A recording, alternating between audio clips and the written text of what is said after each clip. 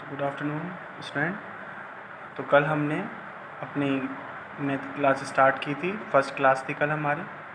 ठीक है, तो कल हमने पढ़ा था नेचुरल नंबर के बारे में, डिविजिबिलिटी के बारे में, इवन नंबर। ठीक है, कुछ पॉइंट्स हमने डिस्कस किए थे और आपसे कुछ क्वेश्चन कराए थे जो आपने अच्छी तरह से किए। चलिए आज हम स्टार्ट करते हैं अपना नया टॉपिक। ठीक है, होल नंबर। तो होल नंबर और नेचुरल नंबर में क्या डिफरेंस है? तो होल नंबर में और नेचुरल नंबर में कुछ ज़्यादा डिफरेंस नहीं है।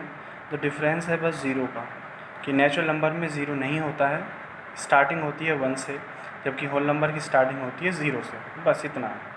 अगर हम नेचुरल नंबर में ज़ीरो भी डाल दें, ज़ीरो ऐड कर दें, मतलब ज़ीरो को हम जितने भी नेचुरल नंबर अगर हम ज़ीरो डाल दें तो वो क्या बन जाएंगे? Whole number. सबसे छोटा होल नंबर क्या होता है? ज़ीरो। ज़ीरो से छोटा होल नंबर नहीं है। ज़ीरो के बारे में किसने बताया था? भारत में आर्यभट्ट जी ने। ठीक है, ये ध्यान रखना है। आर्यभट्ट गुप्ता डायनेस्टी थी, उसी में उनके जो साम्राज्य था उसके राज दरबार में थे। ठीक है, आर्यभट्ट। तो अब कल हमने पढ़ा था कि अगर हम दो नेचुरल नंबर को ऐड करते थे तो एक नेचुरल नंबर मिलता था। सेम यहाँ पर भी दो होल नंबर को ऐड करेंगे तो एक होल नंबर मिलेगा, लेकिन सब्ट्रैक्ट करने से मिल भी सकता है नहीं। जैसा एग्जांपल में 1 में से 0 गया 1, 0 में से बन जाएगा -1। इसका मतलब ये sometime true sometime false. Multiply में ट्रू है ऑलवेज, डिवीज़न में समटाइम ट्रू समटाइम फॉल्स।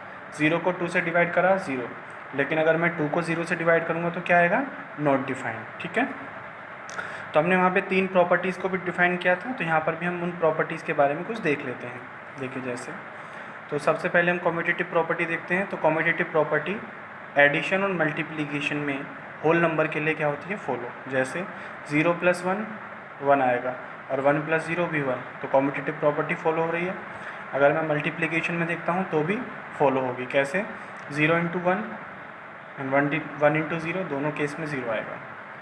अगर मैं एसोसिएटिव प्रॉपर्टी की बात करता हूँ तो वो भी क्या होती है? अंडर एडिशन और अंडर मल्टीप्लिकेशन फॉलो होती है। ठीक है, तो आज हमने होल नंबर के बारे में पढ़ा है। ठीक है, ये सारी अगर इतनी चीज़ें आप याद रख लेते हैं तो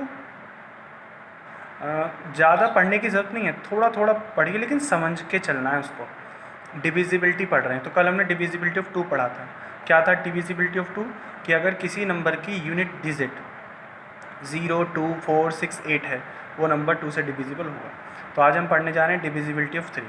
तो डिविजिबिलिटी ऑफ 3 के लिए क्या करते हैं कि अगर कोई नंबर आपको दिया और आपसे पूछा क्या ये नंबर 3 से डिविजिबल है या नहीं, तो उस डिजिट के, उस नंबर की जो डिजिट्स हैं उनका सम 3 से डिविजिबल होना चाहिए। जैसे देखिए एग्जांपल, 171 एक नंबर है जिसकी डिजिट का सम 9 है, और 9 किससे कटता है? 3 से। इसका मतलब 171 जो है वो 3 से डिवाइड होगा। देखिए मैंने करके भी दिखाया। ठीक है, उसके बाद कल हमने पढ़ा था इवन नंबर के बारे में। तो इवन नंबर कौन होते थे? जो नंबर 2 से डिवाइड हो जाते हैं हम उन नंबर को इवन नंबर कहते हैं। ठीक है, 2 के डिविजिबल, 2 के मल्टीपल जितने भी हैं सब क्या हैं? वो इवन नंबर। तो आज हम पढ़ रहे हैं ओड नंबर के बारे में। तो ओड नंबर क्या होते हैं? Those number not divisible by 2, जो नंबर 2 से नहीं कटते हैं, 2 से डिवाइड नहीं होते हैं, या जो 2 के मल्टीपल नहीं हैं, वो नंबर ओड नंबर होते हैं। जैसे एग्जाम्पल के लिए मैंने 3 नंबर लिए हैं। ठीक है, उसके बाद हम स्टार्ट कर रहे हैं अपना एक नया टॉपिक है प्राइम फैक्टराइजेशन। प्राइम फैक्टराइजेशन का मतलब क्या होता है?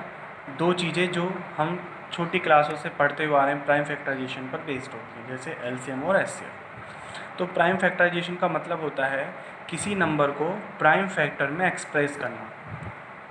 कोई नंबर दिया मैंने आपको और आप क्या करेंगे? उसको फैक्टर की फॉर्म में लिखेंगे, लेकिन प्राइम फैक्टर में। ठीक है, अब फंडामेंटल थ्योरम ऑफ अरिथमेटिक क्या होती है कि कोई भी नंबर अगर मैं देता हूँ आपको, या आप कोई भी नंबर सोचते हैं और उसका प्राइम फैक्टराइजेशन करते हैं, तो किसी भी नंबर का एक से ज़्यादा प्राइम फैक्टराइजेशन नहीं हो सकता है। हर नंबर का एक ही प्राइम फैक्टराइजेशन होता है। ठीक है, हर नंबर का एक ही प्राइम फैक्टराइजेशन